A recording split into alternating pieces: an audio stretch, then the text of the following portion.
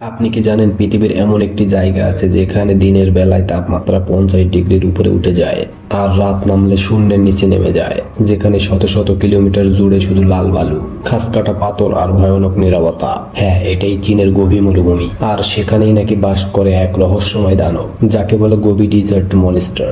আজ জানবো এটা কি সত্যিই কোনো অজানা প্রাণী নাকি ইতিহাসের তৈরি করা এক ভয়ঙ্কর মিথ্যা। চলুন রহস্যের দরজা খুলে দেখি।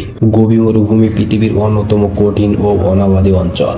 এটা এতটাই বিশাল যে স্যাটেলাইট ইমেজেও পুরোটা ধরা কঠিন। এখানে আছে হাজার বছরের পুরনো শুকনো হাড়, ডাইনোসরের ফসিল আর মরুভূমির বাতাসে লুকিয়ে থাকা অদ্ভুত শীষের মতো শব্দ। ভ্রমণকারীরা বলেন গভীর নীরবতার শব্দও আপনার শরীর কাঁপিয়ে দেবে। আর এই পরিবেশের মধ্যেই বহু বছর ধরে চলেছে দানব দেখার দাবি।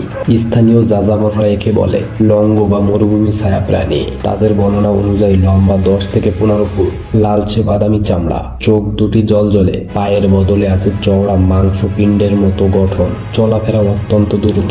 অনেকে বলেন এটা নাকি বালুর নিচ থেকে হঠাৎ বেরিয়ে আসে আর শব্দহীনভাবে আবার বালুর নিচে মিলিয়ে যায়। এমনকি কিছু গল্পে বলা হয় যে কেউ কাছে গেলে মুহূর্তেই গেলে ফেলে এই অদ্ভুত প্রাণী। 1920 সালে বিখ্যাত অভিযাত্রী রয় চ্যাপম্যান অ্যান্ড্রুজ গোবি মরুভূমিতে গবেষণা করতে গিয়েছিলেন। সেখানকার মানুষ তাকে এই দানবের গল্প শোনায়। তারা দাবি করে একটি উটের পাল নাকি এক রাতে পুরোপুরি অদৃশ্য হয়ে যায়। তাদের পায়ের দাগের জায়গায় সকালে পাওয়া বিশাল সাপের মতো টেনে নিয়ে যাওয়া এক চিহ্ন।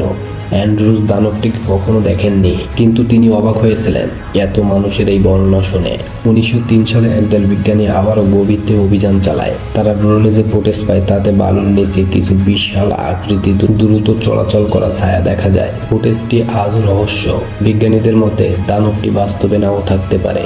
এগুলো হতে পারে বড় আকারের বালুর সাপ, মনিটর লিজার্ড, মরিচা বা তাপীয় বিভ্রমে তৈরি মিরেজ, অথবা বালুর নিচে থাকা বাতাসের কম্পনে সৃষ্টি অদ্ভুত আকৃতি। তবে প্রশ্ন থাকে, সবাই একরকমের বিশাল প্রাণী দেখার কথা কেন বলছে? এই প্রশ্নের উত্তর আজও অজানা। 1922 সালের এক অভিযাত্রীর দল গোবি মরুভূমির গভীরে একটি গর্ত খুঁজে পায়। গর্তটি প্রায় 20 ফুট লম্বা, ভেতরে কোনো প্রাণীর আঁচড়ের দাগ। দলে থাকা একজন সদস্য বলেন, আমরা এমন একটি শব্দ শুনেছিলাম যেন বিশাল কিছু বালুর নিচে নড়ছে। এই ঘটনার পর নতুন করে ছড়িয়ে পড়ে শায়দ গভীর দানব এখনো বেঁচে আছে। গোবি মরুভূমির দানব সত্যি নাকি মিথ্যা আজও কেউ নিশ্চিত বলতে পারে না, কিন্তু এটাই সত্য। গোবি মরুভূমি এমন এক জায়গা যেখানে লুকিয়ে আছে হাজারো বছরের রহস্য, যা মানুষকে আকর্ষণ করে আবার ভয়ও দেখায়। আপনি কি মনে করেন গোবি ডিজার্ট মনস্টার সত্যিই কোনো অজানা প্রাণী নাকি মানুষের গল্পে তৈরি করা এক কিংবদন্তি? কমেন্টে আপনার মতামত জানাতে ভুলবেন না। আর এই সমস্ত ভিডিও পেতে চ্যানেলটি সাবস্ক্রাইব করতে পারেন।